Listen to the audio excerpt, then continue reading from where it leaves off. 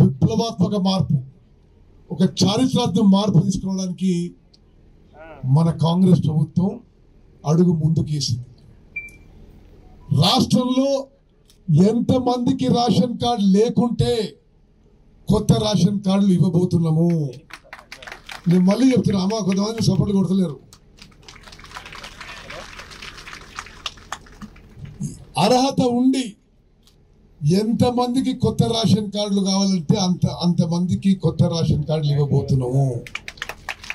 అదేవిధంగా పాత రేషన్ కార్డులలో మీ కుటుంబ సభ్యులు అదనంగా మీరు పేరు పెట్టదలుచుకున్నా మరి ఆ వసతి కూడా కల్పించబోతున్నాము. పిల్లలు పెళ్ళై వేరే ఇంటికి పోతే ఆ మార్పు కూడా రేషన్ కార్డులో చేయబోతున్నాము. భార్యాభర్తలు విడిగా ఉండి మాకు వేరే రేషన్ కార్డు కావాలంటే అది కూడా చేయబోతున్నాము. ఇప్పుడు గతంలో మీరు ప్రజాపాలన అప్లికేషన్ పెట్టుకున్నా, ప్రజావాణిలో అప్లికేషన్ పెట్టుకున్నా, ఈ సేవా సెంటర్లో పెట్టుకున్నా, సోషియో ఎకనామిక్ సర్వేలో మీ పేరు వచ్చినా, ఏ విధంగా మీరు పెట్టుకున్నా అవి పరిశీలనలో ఉన్నాయి.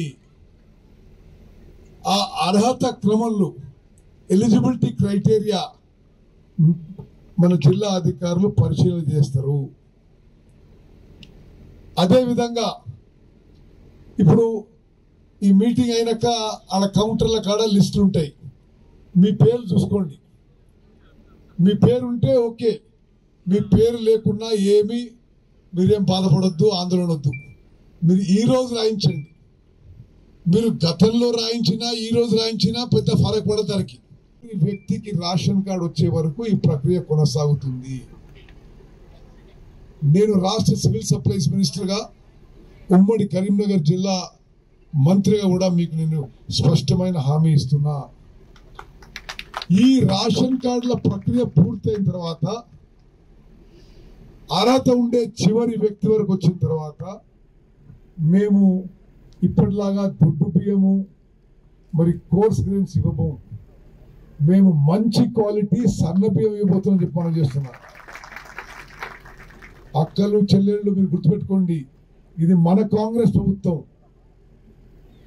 మేము గతంలో లాగా ఏదో ఇష్టమంటే ఇచ్చినట్టు అది నిజంగా చాలా మందికి తినడానికి కూడా ఉపయోగం లేకుండే విధంగా కాదు.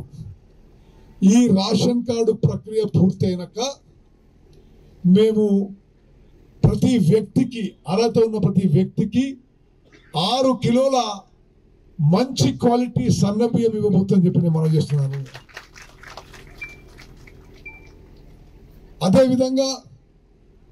అదేవిధంగా ఇళ్ల విషయంలో కూడా గత 10 ఏళ్ల పాటు మీరు మోసపోయినమ్మా.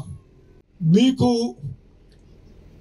ప్రభుత్వం నిర్ణయించిన ఎలిజిబిలిటీ క్రైటీరియా ప్రకారం మీకు అర్హత ఉంటే తప్పనిసరిగా మరి మీకు కొత్త రేషన్ కార్డు కానీ పాత రేషన్ కార్డులో మిగిలిపోయిన కుటుంబ సభ్యులు కానీ యాడ్ చేయడం జరుగుతుంది.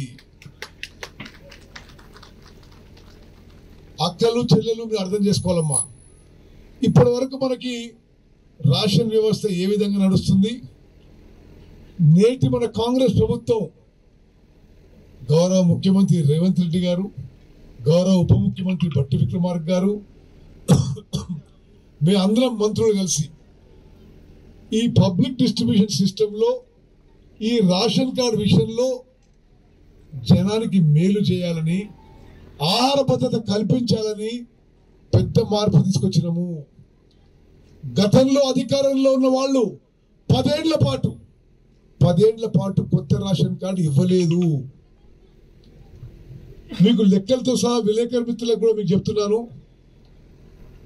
2014 జూన్ 2వ తారీఖు బీఆర్ఎస్ ప్రభుత్వం అధికారంలో వచ్చిన రోజు సుమారు 90 లక్షల రేషన్ కార్డులు ఉన్నాయి. ఈరోజు రాష్ట్రంలో అదనంగా రేషన్ కార్డులు ఎన్ని ఉన్నాయంటే మొత్తం రాష్ట్రంలో సుమారు 40,000 కార్డులు అదనంగా 40,000 మందికి లబ్ధి పొందే విధంగా ఉన్నాయి. 10 ఏళ్ల పాలనలో వాళ్ళు ఈ రేషన్ వ్యవస్థలో వాళ్ళు చేసిన బెనిఫిట్స్ డిలీషన్స్ ఎడిషన్స్ అన్ని లెక్క పెడితే ఓన్లీ 40,000 మందికి. మరిన్ని వీడియోస్ కోసం ఛానల్ ని సబ్స్క్రైబ్ చేయండి. లేటెస్ట్ అప్డేట్స్ కోసం వాట్సాప్ ఛానల్ ని ఫాలో అవ్వండి. ఆ లింక్ డిస్క్రిప్షన్ లో ఉంది.